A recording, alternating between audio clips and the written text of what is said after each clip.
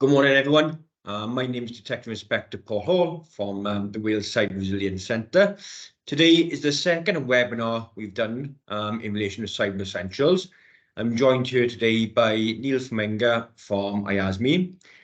This one's a little bit more around a workshop around how best to prepare yourselves as a business and how to prepare yourselves to complete the Cyber Essentials application and to gain that accreditation. We've also got some Cyber Essentials partners with us who work alongside the Wales Cyber Resilience Centre, who are accredited and do the assessing on behalf of IASME as well. So we'll be sharing their knowledge as well and how we can assist you as well in gaining that accreditation for you. Okay, I'm now going to hand you over to Neil. This webinar is being recorded, and the purpose of that is so we can share it with people who aren't available to attend today. So Neil, if that's okay, I'll hand it over to yourself.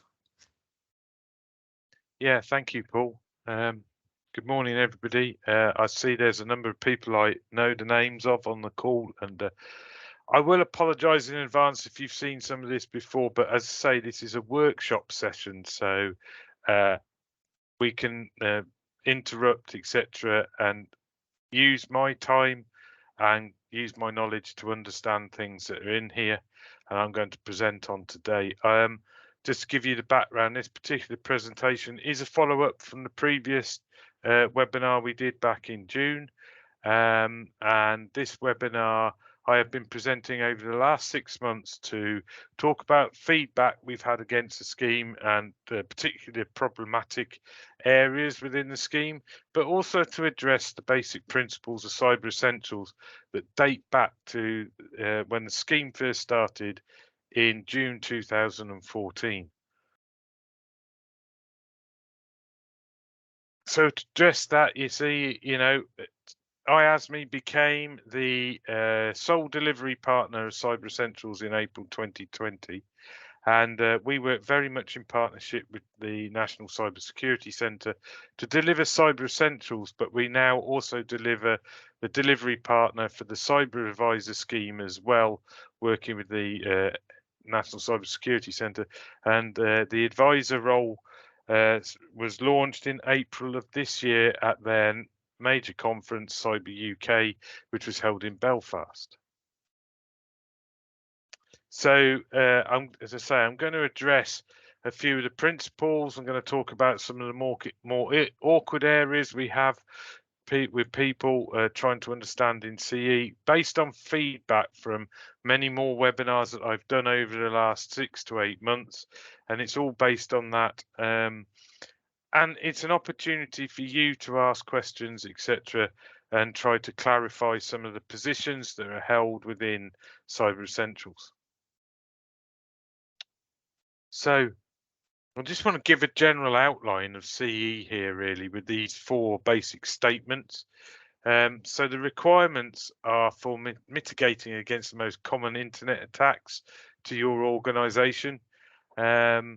So Cyber Essentials is designed to prevent the easy, non-complex, easy to run, easily available tools that can carry out a cyber attack that is designed to prevent those attacks. And the current stat around that is it will prevent 80% of the most basic cyber or common internet attacks.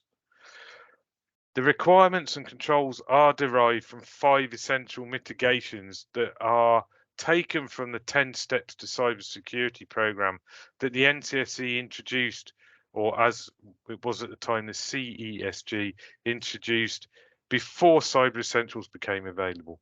But these 5 areas or controls are seen to be the best and the most simple ones to apply in order to prevent a cyber attack taking place.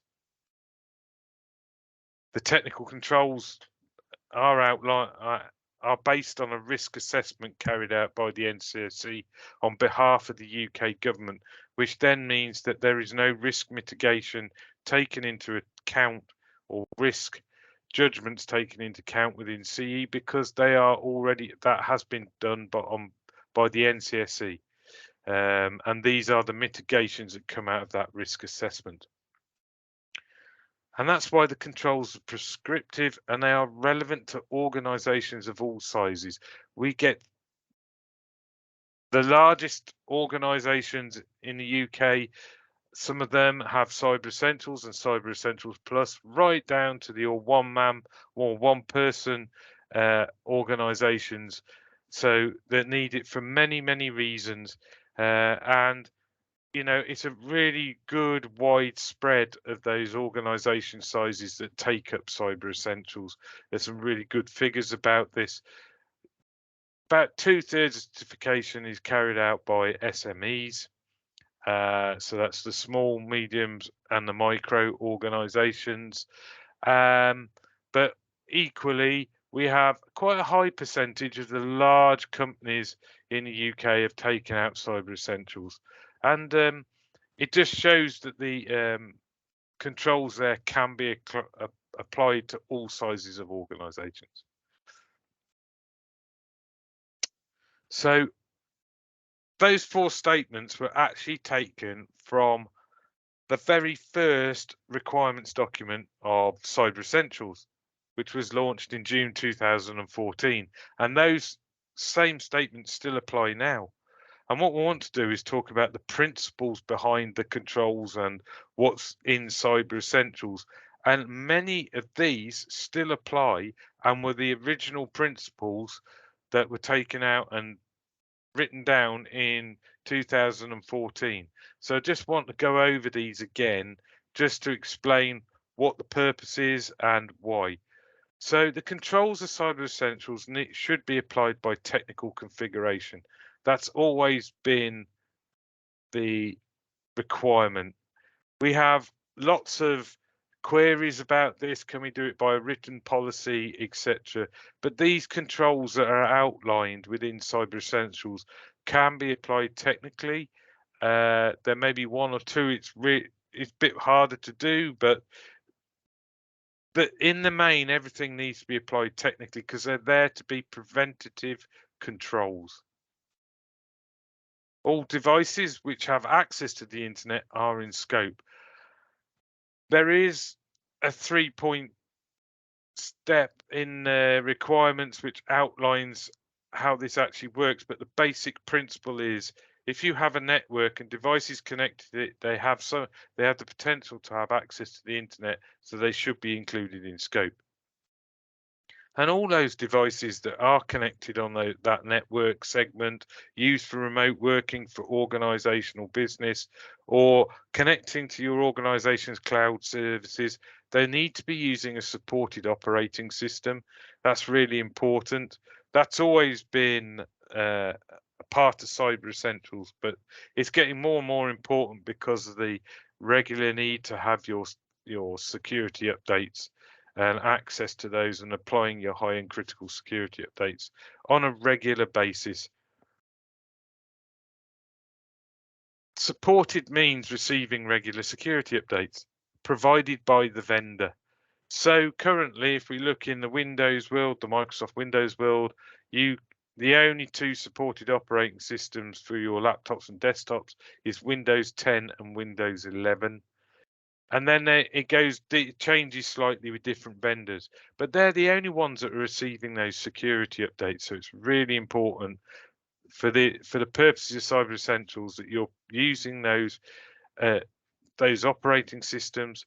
So the vulnerabilities in those operating systems are being patched and able to plug potentially what are holes in your operating systems and stop those attackers' entry points. Firewalls and routers, which are on the edge or the boundary to the internet, whether that's being a physical device or a software firewall, are in scope for Cyber Essentials. But those ones that are physical devices in your networks, they must be supported and receiving regular firmware updates from the vendor. Now, the point about firmware here is we're not looking at firmware anymore about laptops, desktops. etc. Often because the firmware is automatically updated, but equally, are they attacks there? But in a firewall and router world, the firmware is actually the operating system. So it's really key that you make sure those firewalls and routers, which are often the first line of defense against an attack from the internet, they are receiving those regular updates, and any potential vulnerabilities in those devices are being patched and those holes blocked on those devices to stop a potential attack through those holes.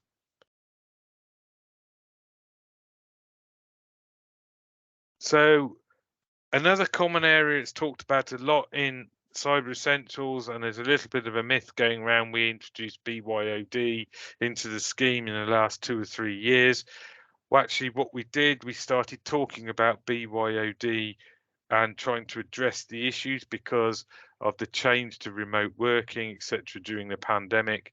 So the change of working practices caused the NCSC and the Cyber Essentials teams, both at the NCSC and IASME, to talk about BYOD.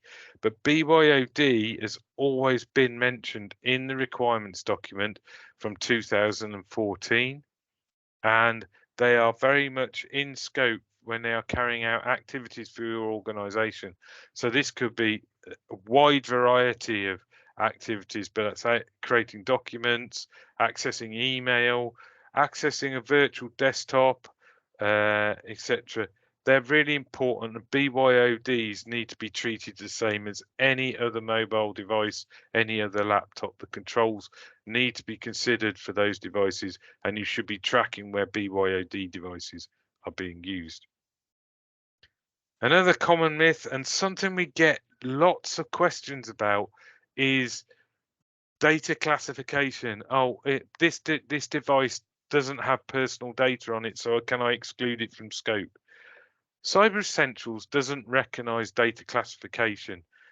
It just treats all your data in your organizations, businesses and charities, etc.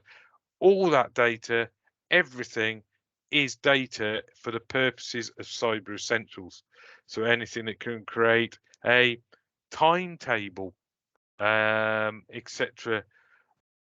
Anything, even if you're creating fire notices or something to put on the wall with the laptop and it's connected to the internet, that is data for your organization, and that device is in scope for Cyber Essentials.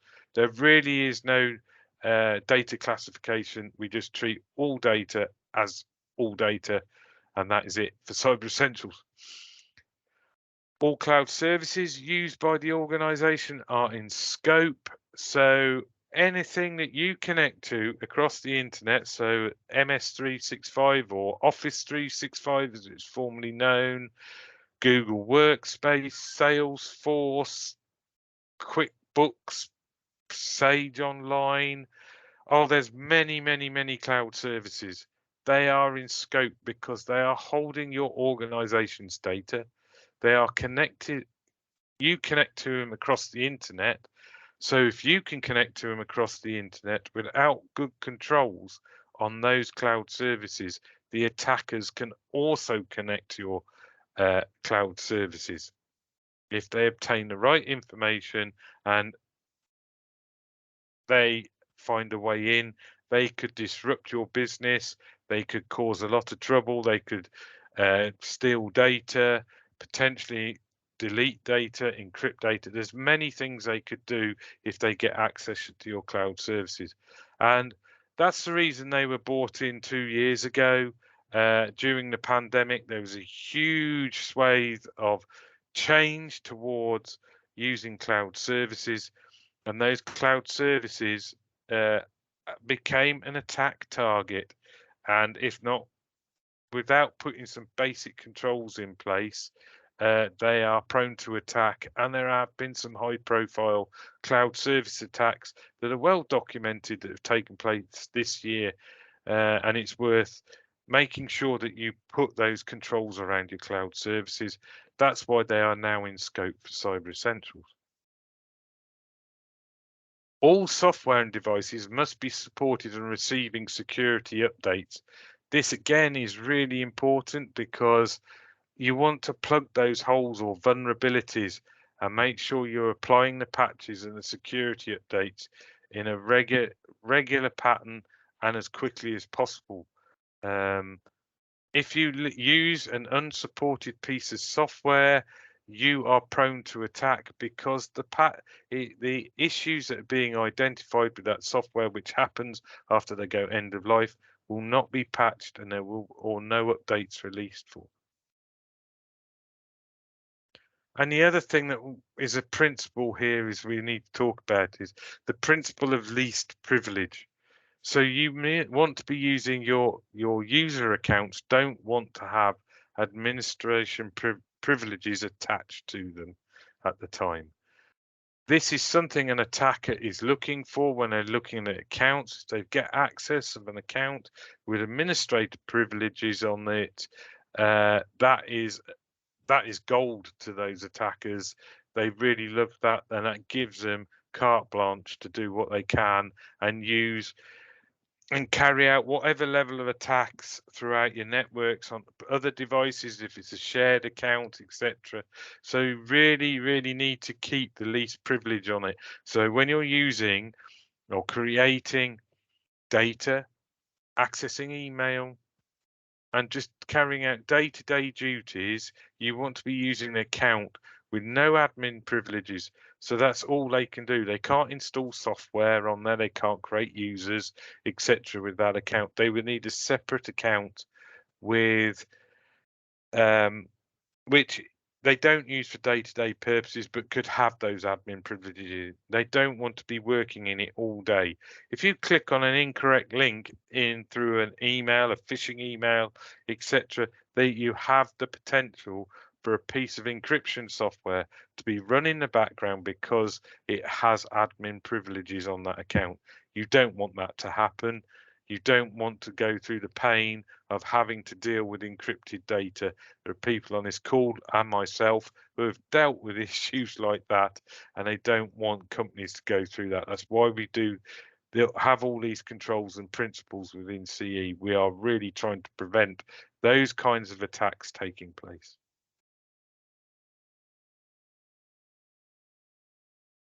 So I talked about it earlier, and one of the areas we get loads of feedback on is what is a cloud service for the purposes of Cyber Essentials. And it's this definition which we've included in the latest Montpellier question set. A cloud service is where an applicant subscribes to a service that is either paid or free and controls who has access or carries out administrative duties. So if you have MS365 and you have what's called a global administrator account, you are able to set up user accounts, carry out admin duties on there. So that's set up the email system, who has access. You can control parts of the password policy, etc. within there. It's actually a really powerful account, but you are in control of who has access to those global administrator accounts in such a cloud service. So you want to be making sure that you are protecting those accounts and you have the power or ability. That is either you doing it or carrying out those duties yourself, or you're paying a third party to manage it on your behalf. So if you pay an IT support company or a managed service provider a support fee for carrying out and looking after your IT systems, you are still the owner of that cloud service, or what they call a cloud tenant, and you need to consider the controls that need to be applied in there, and you're asking your third party support company to do that on your behalf. So it's still your responsibility. And the rule of thumb here really is you need to consider anything that you put organizational data into. So we are considering a change to this at a later date, but it's not at the moment because there are so many different definitions of cloud services, etc. So where you subscribe to the service and you have control over access and carry out admin duties. But I also think you need to consider where you're adding your organization's data into it as well. And for that purposes, all your cloud services need to be declared in there. That is what an attacker, and we see a lot of common attacks now going against the organization's cloud services. Okay, if you ever need support on this subject, please come to either one of the CBs, and there's two at least on this call who would be happy to help and provide advice, or you can contact IASME directly, and we have a whole tech team as well who can explain some of the issues and some of the idiosyncrasies of Cyber Essentials and where it plays a part. But when you're talking about cloud services and going on to the real reason why we brought it in and the controls around that, which is MFA, you should consider any cloud service is where you're putting something to do with the organization's data into it. And if it has MFA, please turn it on. It is a really good way of putting an extra layer of protection into your organization to protect your organization's data. Okay. And for Cyber Essentials, MFA is for both the users and administrators. MFA is multi-factor authentication, often also referred to as two-step verification or two-factor authentication. So there's a lot of acronyms here around this, but basically once you put your username and password in, it asks you for an extra piece of data which it will send to you, the cloud service will send to you at the time that you are trying to log in. So it might go to a mobile device, an alternative email address, etc., and give you a code or ask you to answer something directly on the phone. There's all kinds of MFA and there's all kinds of differences and changes happening in that world all the time to try and make it more secure. MFA though does have to be employed. It has to be deployed and turned on where it is included or offered as a paid option. There really is, when we talk about all these controls, they are designed and set up and talked about with the NCSC, the UK's National Authority on Cybersecurity. And if you read any of their guidance, they talk about the use of MFA as being a good level of protection or adding that extra layer in all their guidance. That's why we need to bring cloud services in. But there really is, if unfortunately there was a trend when we brought this in, that we've seen a number of cloud suppliers charging an extra fee to have MFA. Morally, that is incorrect. We can't do anything about that. That is their decision. But from a technical and cybersecurity position, you should be paying for that. It gives you so much extra protection. Often an attacker, if they see that it's got MFA in, if they even obtain your password, they know that it's going to be a lot harder to get in. So, and it becomes a more complex attack for them. If they see that, it may just stop them even trying to carry on with trying to get into that service. So it's really important. And you will see throughout life that almost multi-factor authentication is now becoming the norm. Banks do it everywhere. We're seeing Microsoft starting to say, hang on, you need to have MFA in addition to a password. So there's lots of changes. Lots of the vendors are moving to this. So it's really, really important. What I want to say, though, is there are plenty of cloud services that still don't offer any form of MFA, and it will not result in an automatic failure of the assessment.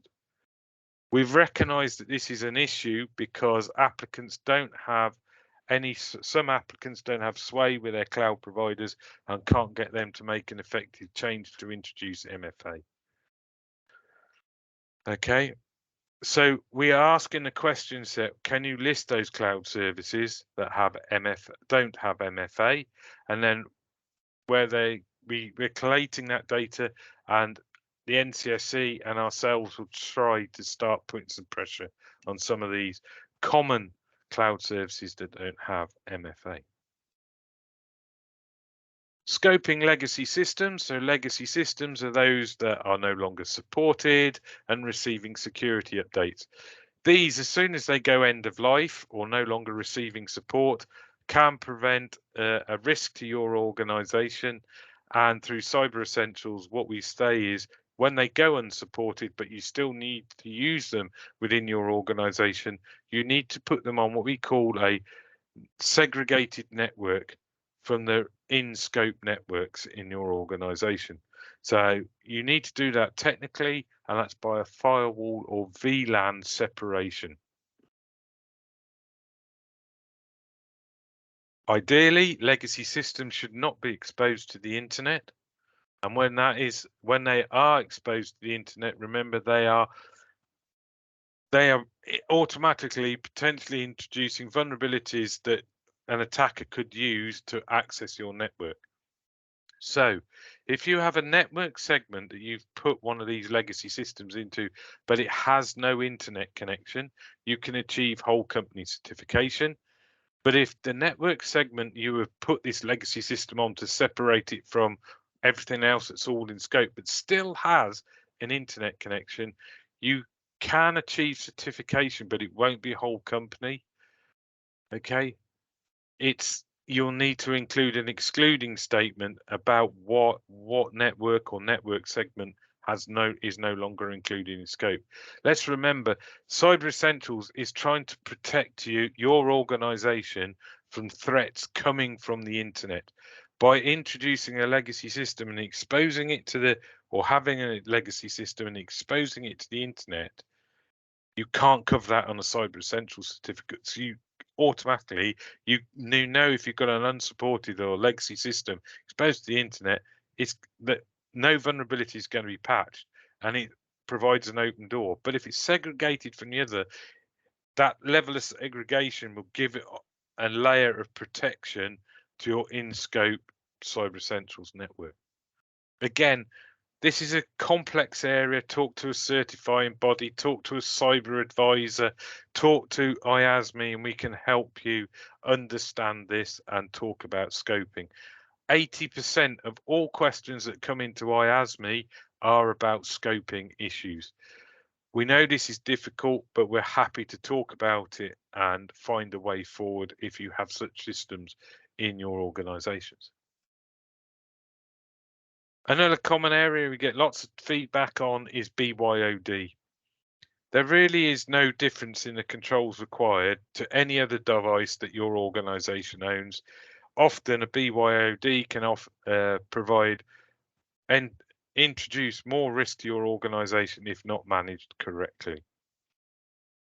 BYOD has always been part of the scheme. As I say, it's documented in the original requirements document from 2014, and it really should be tracked by using a technical control. Now, we understand it's difficult for the smaller organizations, but you need to track and understand which BYOD devices, so that's bring your own device, so that's the user's personally owned devices. You need to track them and understand which ones are connecting to your organizational data and your organizational services.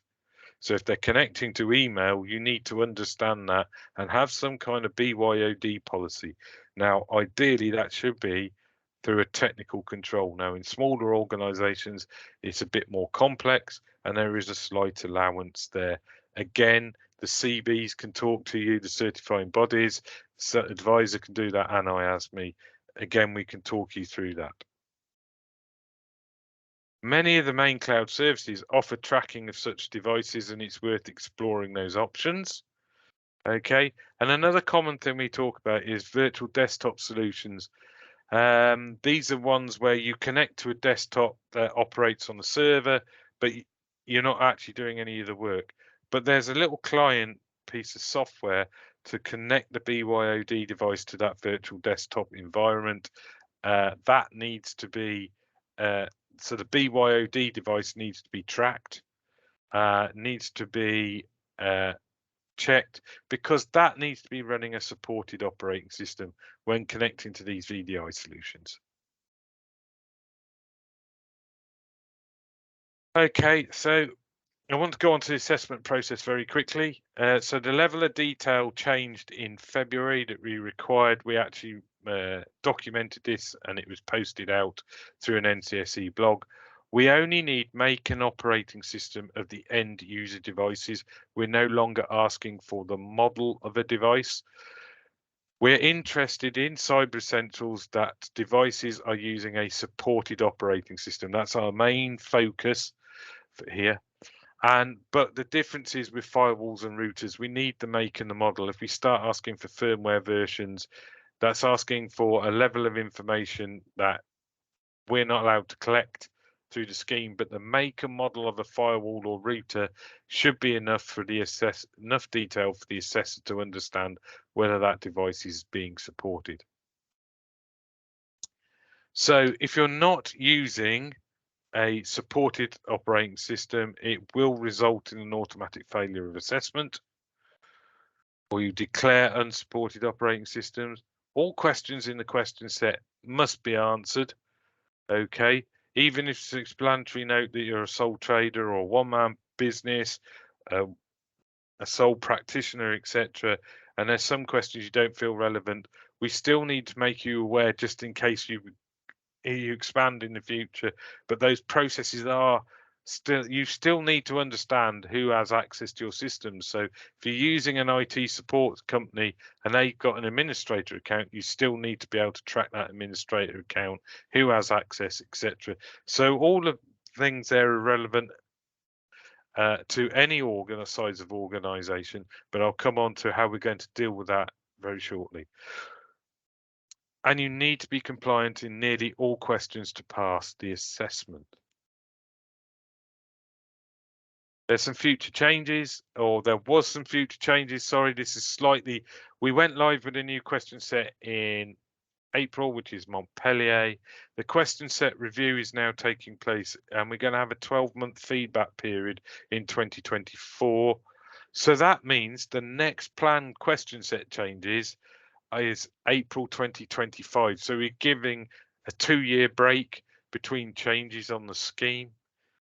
There are no technical changes planned for 2024, which is really good. I hope for everybody it gives a period of stability, but there may be changes required, and that's why it got an asterisk here. If at the request of the NCSE based on a trend. Now, I don't know if that's going to happen. There's certainly been no indication to us at the moment. So I still stick with the fact we're planning no technical changes next year. But the one I want to talk about here very quickly is we are going to do a Cyber Essentials public knowledge base. Now, one of the issues that the NCSE can't talk about all the time is Cyber Essentials in their guidance documents. They hint at the controls, but they have to be very generalistic. We are going to do a Cyber Essentials knowledge base at IASME that will be accessible from the IASME website. In partnership with the NCSE, they are fully aware we're doing this. It will be branded to look very similar to theirs, but we are hoping to address a lot of the issues that come out, like these feedback sessions, etc., talking about how you apply it for sole traders, sole practitioners, one-person companies, etc., how you apply different aspects of the scheme, general advice, frequently asked questions, etc., etc. I just want to touch on one last thing in this presentation, and this is something we became aware of in April this year. We were aware that Windows 10 was going to have a published end of life date. That published end of life date now means that Windows 10 will cease. Is actually less than 2.5 years away, and that is on the 14th of October 2025. But what they changed was they were going to do no more feature release updates in Windows 10. Now, you must have a supported feature release in Windows 10 to be receiving security updates. If you're using what's called the Home and Professional editions or Pro editions of Windows 10, that means you must use the feature release called 22H2. That's the only one now, where previously they had 3 feature releases. They only allow one of them now to receive security updates, and that change came into effect in June. So you need to be checking your edition and your feature release of Windows 10 to make sure it's receiving security updates. For larger organizations that have education and enterprise editions, that change will come into effect from June next year, but currently you can use the 21H2 or the 22H2 to receive security updates. But Windows 10 has been around for 7.5 years. We're now 2.5 years off it going end of life, and we just want to make people aware that when it goes end of life, it will no longer receive security updates, which will make it non-compliant for Cyber Essentials. There is a social media campaign to follow from IASME, and we would like you to follow where you get up-to-date information, our social media streams. Look out for information about the knowledge base. It will be available to all assessors, but I want to thank you for this short presentation, or not so short actually, but hopefully I've addressed a lot of issues that come in about Cyber Essentials, and now we can open the floor for some questions and answers. There you are, Neil. Thank you very much for that. Much appreciated. Very informative as ever. I've unmuted everyone, so you've got the ability now to unmute yourselves as well. So just open up the floor, really. Any questions for Neil?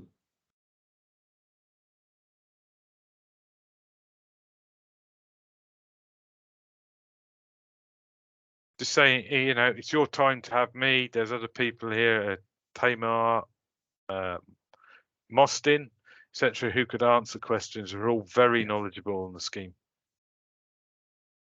I saw that Paul Croker had put a message into the chat, asking a question. Right, yeah, I'll answer that. I think I'm in the best place to answer it. I think it would be almost impossible for us to provide a list of cloud services that don't have MFA.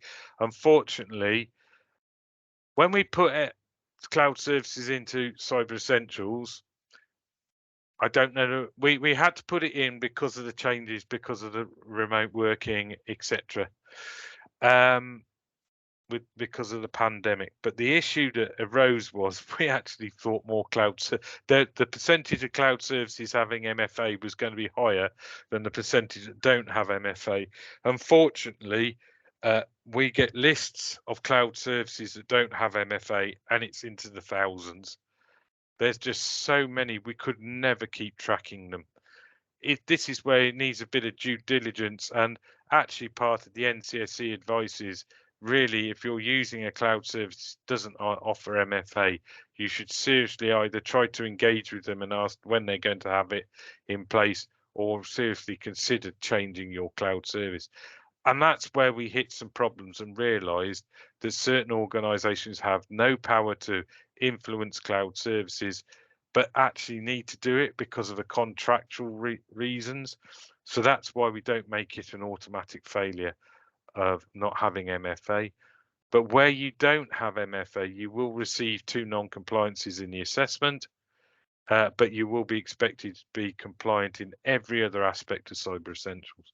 I hope that helps, but we would love to give you a list, but it was just, we tried to do this with end of life information, and the resources required to keep on top of it was just so big. It was turned into being cost prohibitive in the end. I hope that helps. Well, thank you for that, Neil. I got a question, or a couple of questions actually. You mentioned in the presentation, Neil, about different trends that you were seeing in Cyber Essentials that may potentially lead to scheme changes in the future. What kind of trends do you think are influencing those potential changes in the future? I think the trend, and you know, I'll be happy for Tamar or Mostin or somebody to comment on this as well with me, is we're seeing that the vendors are changing the goalposts all the time. They are speeding up their security update packages. If you use a Chromebook, the Chromebook operating system used to be supported for 6 weeks. Google last year changed that to 4 weeks and only produce updates for the very latest. We're also seeing that Microsoft are changing the goalposts. They've turned MFA on by default in Office 365, but all their cloud packages now. They started that practice earlier this year. So there's lots of trends and whatever happening out there, and also there's lots of new technology. We tried to consider the thing about zero trust. We've put some guidance into Cyber Essentials there, how it fits in, but also the trends will come from the style of attack that comes out, etc., from the NCSC. Oh, thanks for that, Neil. Tema, Mostyn, I don't know if you've got any further comments in relation to that at all? I don't think I can add anything to that. I think, yeah, I covered it all really. It's probably more of a question for Neil. This one is really Cyber Essentials. The scheme itself, does it get reviewed regularly? Cyber Essentials is reviewed on a weekly basis. Let's put it that way. There is a Cyber Essentials technical working group, and that is made up of members of IASME and the NCSC. We meet on a weekly basis, and Cyber Essentials is under a constant review. That is due to the fact that we work in the cybersecurity world, and cybersecurity threats evolve and change all the time. So we need to adapt the scheme according to those incidents and changes that the NCSC get the evidence from, what the vendors are doing, etc. So we're constantly reviewing it.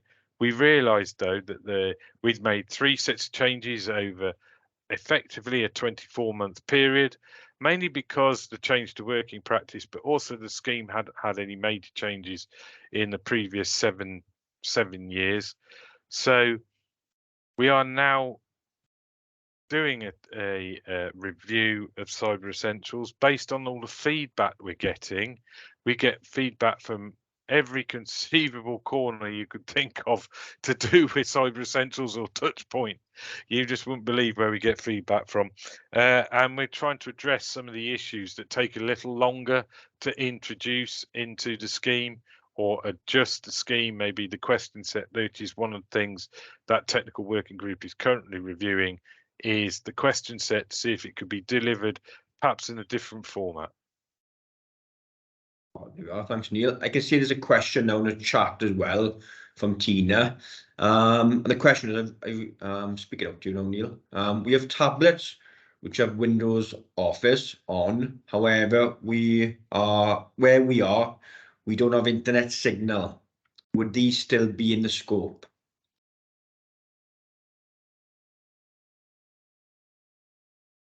I can answer this one if you want. Okay, Tamar. So there's kind of 2 rules in Cyber Essentials. So Cyber Essentials generally cares about internet connected systems, but if these systems connect to the internet ever, then they should definitely be considered in scope. And therefore they definitely need to be updates. As Neil mentioned earlier in the presentation, if you are running unsupported operating systems or software, they have to be segregated off in a separate network segment. So there are ways that you can kind of stay compliant for the rest of your business with the Cyber Essentials scheme. But if you want those devices to be on a network that's certified, then yes, you would need to make sure that they do keep the updates and things. I'm not sure if Neil has any more to add on that, really. Yeah, I think the key here is tablets are how do you update your tablets? How do you add new support software to your tablets, etc.? Because the majority of the time that is done across the internet, and I would consider that at some stage you will be connecting those to the internet. Thus, they need to be considered.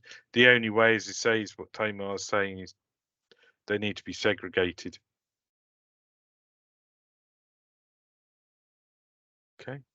Okay, I hope that answers your question, Tina. For myself, there's obviously been a lot of people interested in going for the Cyber Essentials accreditation. What's the best process? what's the best way from the start to process? What would you recommend? Okay, there's lots of ways to get involved with Cyber Essentials, and if you want to start that process, we provide a free readiness tool, which is available from the IASME website and is linked to from the Cyber Essentials page on the NCSE website. You could engage with a certifying body, or you could engage with one of the latest offering we have, which is one of the Cyber Advisor Cyber Essentials advisor, and we have one of those. In fact, I think he was the first one, Mostin, on the call today, who could provide advice and help you implement the changes for Cyber Essentials. There are many touch points. There's lots of guidance on the NCSE website. IASME, as I say, we're going to have a public knowledge base where we're going to try and help you through the process more and provide more information. So that information will apply not only to you as applicants, but we would also like the assessors to use that as their knowledge base to understand how things work. But there's a great deal of guidance, etc.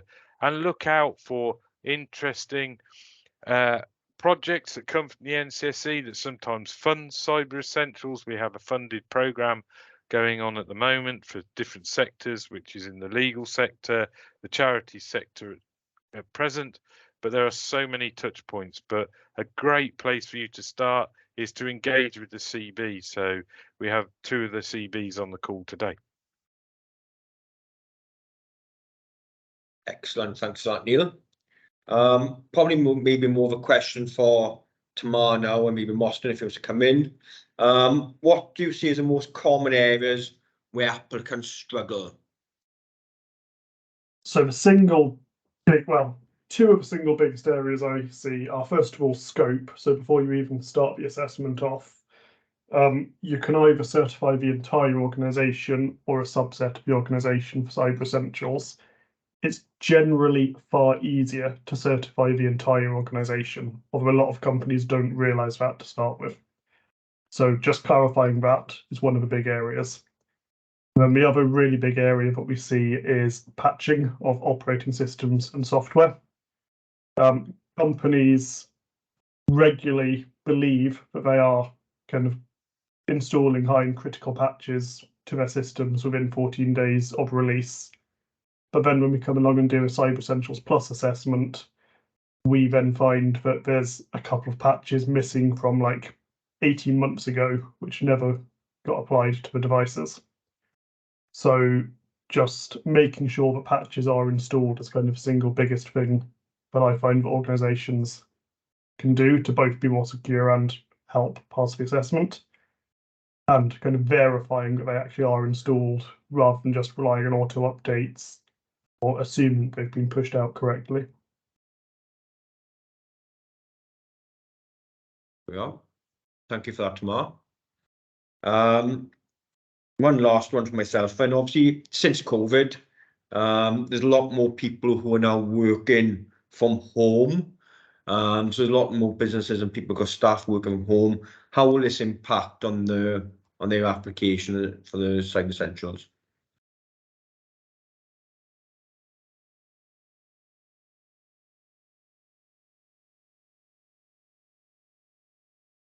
So is that how does home working? Yeah, home working. With staff working from home, how will that impact on the application? So in theory, it shouldn't really change much for the organisation. You have to have controls applied to the end user devices users use, so the laptops, desktops, that sort of thing. And there's kind of 2 ways that you can work the boundary out if you work at home. You can either ensure that software firewalls are enabled on the devices themselves, which you should always ensure is enabled regardless of whether the home workers or office workers anyway. And if you do that, then the boundary of kind of a scope is that user's device itself rather than the user's home network. The other option that you can do is to have a corporate VPN, which is always enabled when the device is switched on. And again, that moves everything back to the office network anyway.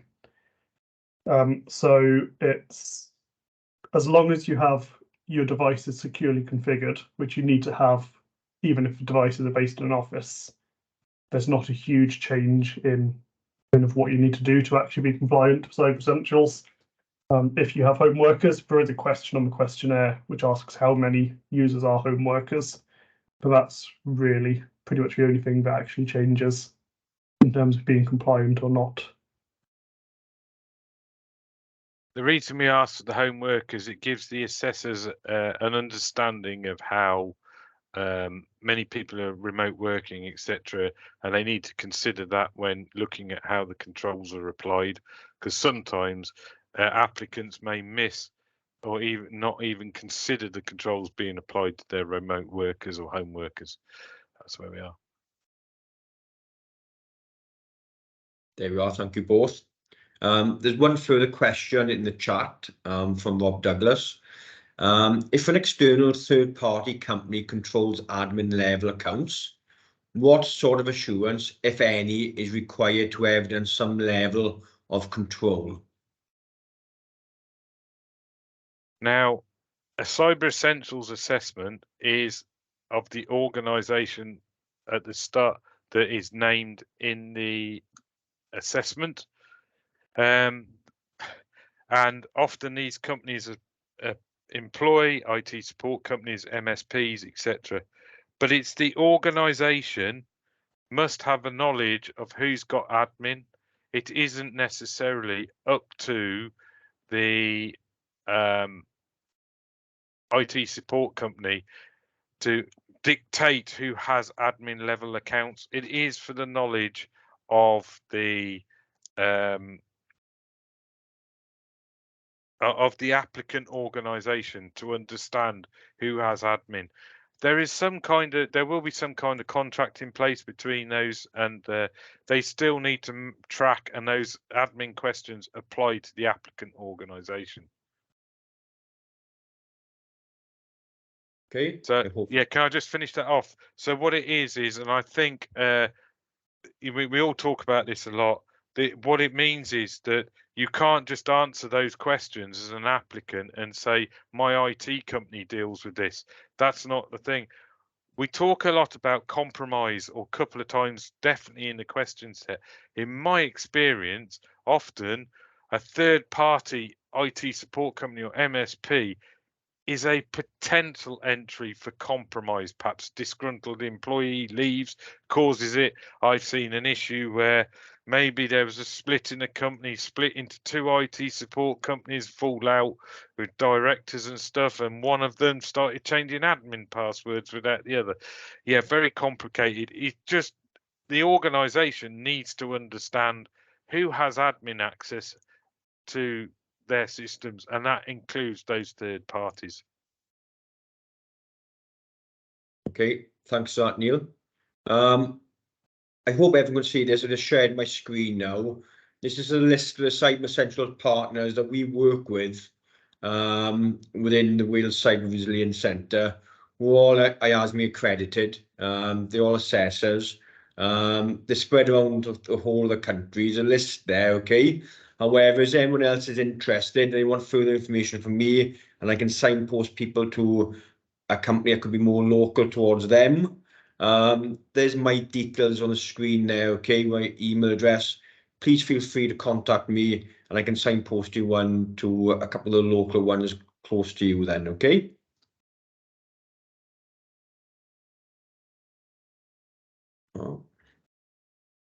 Check the chat box. There's nothing further in there. Are there any further questions at all for either myself, Neil, Tamar, or one of the other assessors online?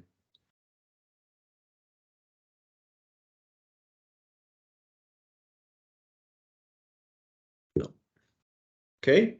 I just want to say a big thank you to Neil for taking his time out again to attend the session today. Tamar as well, for answering quite a few of those questions as well. Much appreciated. I hope you all have gained something out of this, and at the same time then I hope to see a lot more applications really for the Cyber Essentials scheme as well then, okay? But for me, many thanks for your time today. Thank you. Cheers. Thank you all. Thanks, everyone. Bye. Bye.